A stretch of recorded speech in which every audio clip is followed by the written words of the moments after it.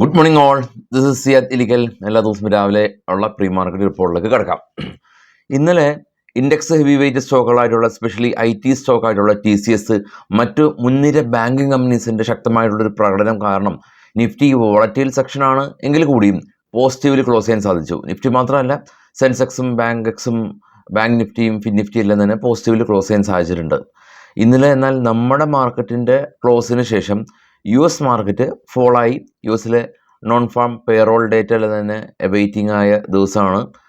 അപ്പോൾ US market fall ആയതുകൊണ്ട് ഇപ്പോൾ ട്രേഡ് ചെയ്യുന്ന Asian market slightly negative sentiments ആണുള്ളത്. പക്ഷേ നമ്മുടെ മാർക്കറ്റ് കംപ്ലീറ്റ്ലി അതെല്ലാം തന്നെ നെഗ്ലക്റ്റ് ചെയ്ത് ഇന്ന് രാവിലെ 10 മണിക്ക് വരുന്ന RBI മോണിറ്ററി പോളിസി മീറ്റിങ്ങിൽ ഉണ്ടാകുന്ന റിവേഴ്സ് റിപ്പോ നിരക്കുകളിലുള്ള മാറ്റം അനുസരിച്ചായിരിക്കും മാർക്കറ്റിൻ്റെ ഒരു ഗതി.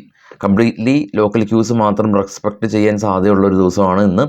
വെള്ളിയാഴ്ചയാണ്, ട്രെൻഡിങ് ഡേ ആവാൻ സാധ്യതയുണ്ട്. ഇന്നലെ മാർക്കറ്റ് നല്ല ഹൈ പോയിരുന്നു. അപ്പോൾ ഇന്നത്തെ ഒരു ദിവസം കുറച്ചും കൂടി വോളറ്റിലിറ്റി ഉണ്ടാകുമെന്ന് തന്നെയാണ് പ്രതീക്ഷിക്കുന്നത്. FISും DISൻ്റെയും ആക്ടിവിറ്റീസ് വളരെയധികം കൗതുകകരമാണ്. ഇത്രയും നാളും നമ്മൾ ക്രൂരന്മാരെന്ന് വിളിച്ച FIS ആണ് മാർക്കറ്റിനെ ഇപ്പോൾ സപ്പോർട്ട് ചെയ്യുന്നത്. ഇന്നലെയും അവർ 8500 കോടി രൂപയുടെ സെല്ല് ബൈ നടത്തി. 8500 കോടി രൂപയുടെ ബൈ വിദേശ ധനകാര്യ സ്ഥാപനങ്ങൾ നടത്തി. FIS ആഭ്യന്തര ധനകാര്യ സ്ഥാപനങ്ങൾ ഒരു 2-3 ആഴ്ച മുമ്പ് എന്താണോ FIS ചെയ്തത് അതുപോലെ തന്നെ ആഭ്യന്തര ധനകാര്യ സ്ഥാപനങ്ങൾ റിപ്പീറ്റ് ചെയ്യുന്നുണ്ട്. ഓരോ ഹൈസിലും സെല്ല്, ഹ്യൂജ് സെല്ല്. ഇപ്പോൾ ഇവർ രണ്ടുപേര് എന്ത് ചെയ്താലും അതിൻ്റെ ബലം അനുഭവിക്കുന്നത് റീറ്റെയിലേഴ്സാണ്. FIS ഹൈസിൽ സെല്ല് ചെയ്താലും നമുക്ക് ലോസ് പെട്ടെന്ന് വരും. DIS ഹൈസിൽ സെല്ല് ചെയ്താലും നമുക്ക് ലോസ് പെട്ടെന്ന് വരും. അപ്പോൾ റീറ്റെയിലേഴ്സിൻ്റെ കാര്യം ഈ രണ്ട് ആക്ടിവിറ്റീസ് കാരണം എപ്പോഴും പ്രശ്നമാണ്. പക്ഷേ ഒരു കാര്യമുണ്ട്, DIS ഒരു പരിധി വരെയാണ് സെല്ല് ചെയ്യുള്ളൂ. അവർ ഹയർ ലെവൽസിലെല്ലാം തന്നെ സെല്ല് ചെയ്ത് മാറിയതിന് ശേഷം വീണ്ടും FISൻ്റെ കൂടി മാർക്കറ്റിനോടൊപ്പം നിൽക്കുന്ന ഒരു പാറ്റേണാണ് പൊതുവെ കണ്ടുവരുന്നത്. ഇപ്പോൾ അവർ സെല്ല് ചെയ്യുന്നതൊക്കെ ഹ്യൂജ് പ്രോഫിറ്റിലായിരിക്കും അവർ സെല്ല് ചെയ്ത് മാറുന്നത്. കാരണം എത്രയോ നാൾ മുമ്പ് വരെയാണ് അവരുടെ ബൈയിങ് തുടങ്ങിയിട്ടുള്ളത്. അപ്പോൾ അതുകൊണ്ട് അവർ ചെയ്യുന്ന സ്വാഭാവികമായിട്ടുള്ള സെല്ലിങ് മാത്രമാണ് ഇപ്പോൾ ഉള്ളത്. ഇനി നമ്മുടെ ഗ്ലോബൽ മാർക്കറ്റ് നോക്കാം. ഗ്ലോബൽ മാർക്കറ്റിൽ ഏറ്റവും താഴെ കാണാം നാസ്ഡാക്ക് 32 പോയിൻറ്റിൻ്റെ ഇടിവ്, ഡോ 248 പോയിൻറ്റ് ഇടിവ്.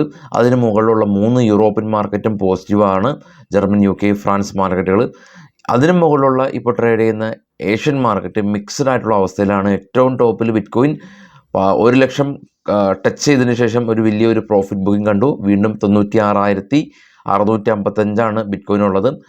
ബ്രന്റ് ഓയിൽ 72, ഗോൾഡ് കാണാം ഏറ്റവും ടോപ്പ് ചെയ്ത് മൂന്നാമത് $2,631 പെർ ഔൺസ്. US മാർക്കറ്റിൽ ലിസ്റ്റ് ചെയ്ത ഇന്ത്യൻ കമ്പനികളിൽ ഇൻഫോയും വിപ്രോയും എല്ലാം തന്നെ പോസിറ്റീവാണ്. HDFC, ICICI ബാങ്കും എല്ലാം തന്നെ പോസിറ്റീവാണ്. റിലയൻസ് എല്ലാം തന്നെ പോസിറ്റീവിൽ തന്നെ ക്ലോസ് ചെയ്തിട്ടുണ്ട്. ഇനി കുറച്ച് സ്റ്റോക്കുകളുടെ വാർത്തകളിലേക്ക് പോകാം. ആദ്യം അഫ്കോൺ ഇൻഫ്രാസ്ട്രക്ചർ കമ്പനിയാണ്. ഇവർക്ക് ഇന്ത്യയിലെ ഏറ്റവും വലിയ longest tunnel Delhi metro rail കോർപ്പറേഷൻ്റെ ഭാഗത്തുനിന്ന് ഇവർക്ക് ലഭിച്ചു. നെയ്ക്കായിട്ട് ബന്ധപ്പെട്ട ന്യൂസ് ഉള്ളത് ഇവരുടെ CEO റിസൈൻ ചെയ്യുന്നു എന്നുള്ള ന്യൂസാണ്. നിഹാർ പരീഖ് എന്ന് പറയുന്നവരുടെ CEO റിസൈൻ ചെയ്യുകയാണ്.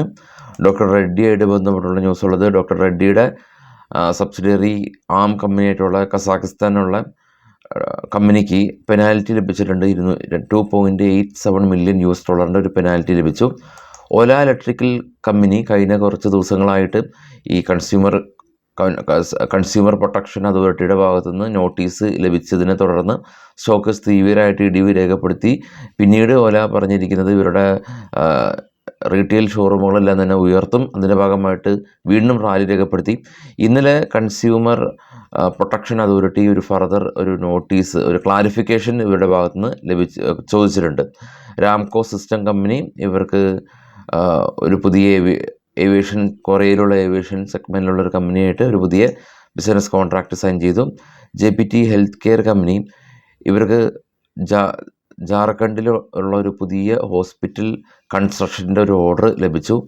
കാനറ ബാങ്ക് RBI കാനറ ബാങ്കിൻ്റെ കാനറ റെബോക്കോ മ്യൂച്വൽ ഫണ്ട് എല്ലാം തന്നെ ഡൈവേഴ്സിഫൈ ചെയ്യാനായിട്ടുള്ളൊരു അപ്രൂവൽ കൊടുത്തിട്ടുണ്ട് കാനറ ബാങ്കിന്. കുമിൻസ് ഇന്ത്യയുടെ ബന്ധപ്പെട്ട ന്യൂസ്, കുമിൻസ് ഇന്ത്യയുടെ CFO റിസൈൻ ചെയ്യുന്നുണ്ട്. ഗാർഡൻ റീച്ച് ഷിപ്പ് ബിൽഡേഴ്സ് ജർമ്മനിയിൽ നിന്ന് വെസൽസിൻ്റെ ഓർഡർ ലഭിച്ചു. UPL HDFC മ്യൂച്വൽ ഫണ്ട്, UPയിലുള്ള HDFC മ്യൂച്വൽ ഫണ്ടിൻ്റെ സ്റ്റേക്ക് ഇൻക്രീസ് ചെയ്യുകയാണ്. ഇന്ത്യ ഗ്ലിനറ്റ്സ് ആൻഡ് കെമിക്കൽ കമ്പനീസിനെ സംബന്ധിച്ചുള്ള ന്യൂസ് ഉള്ളത്, ഇവരുടെ പ്രൊമോട്ടേഴ്സ് ഗ്രൂപ്പ് ഏകദേശം 14% സ്റ്റേക്ക് സെല്ല് ചെയ്യുകയാണ്. റൈറ്റ്സ് കമ്പനിക്ക് 145 കോടി രൂപയുടെ ഓർഡർ കിട്ടി. Spandana Sphoorty finance company rating agency ആയിട്ടുള്ള ICRA റേറ്റിംഗ് ഡൗൺഗ്രേഡ് ചെയ്തിട്ടുണ്ട്. സുബക്സ് കമ്പനിനെ സംബന്ധിച്ചുള്ള ന്യൂസ് ഉള്ളത്, RBI അല്ല, റിസർവ് ബാങ്ക് അഗ്രിഗേറ്റഡ് ലൈസൻസ് കൊടുത്തിട്ടുണ്ടായിരുന്നു, അപ്പോൾ അത് റദ്ദാക്കി എന്നുള്ള news. Zaggle prepaid company Hitachi India ആയിട്ടൊരു പുതിയ ബിസിനസ് കോൺട്രാക്റ്റ് സൈൻ ചെയ്തു.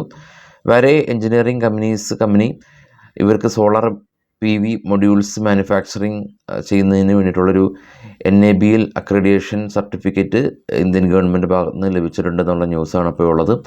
മറ്റുള്ള ന്യൂസുകളെല്ലാം തന്നെ നമ്മുടെ ടെലഗ്രാം ചാനലുണ്ടാവും, ഈ വീഡിയോയുടെ ഡിസ്ക്രിപ്ഷനിലുണ്ട്. IPO ഡീറ്റെയിൽസ് നമുക്ക് അറിയേണ്ടതായിട്ടുണ്ട്. IPO ഡീറ്റെയിൽസ് എല്ലാം തന്നെ നമ്മുടെ ട്രേഡ് ബഡ്ഡി ടാബിലുണ്ട്, അതിൻ്റെയും ലിങ്ക് വീഡിയോയുടെ ഡിസ്ക്രിപ്ഷനിലുണ്ട്, ചെക്ക് ചെയ്യാം. അപ്പോൾ എല്ലാവർക്കും ശുഭദിനം. Thank you.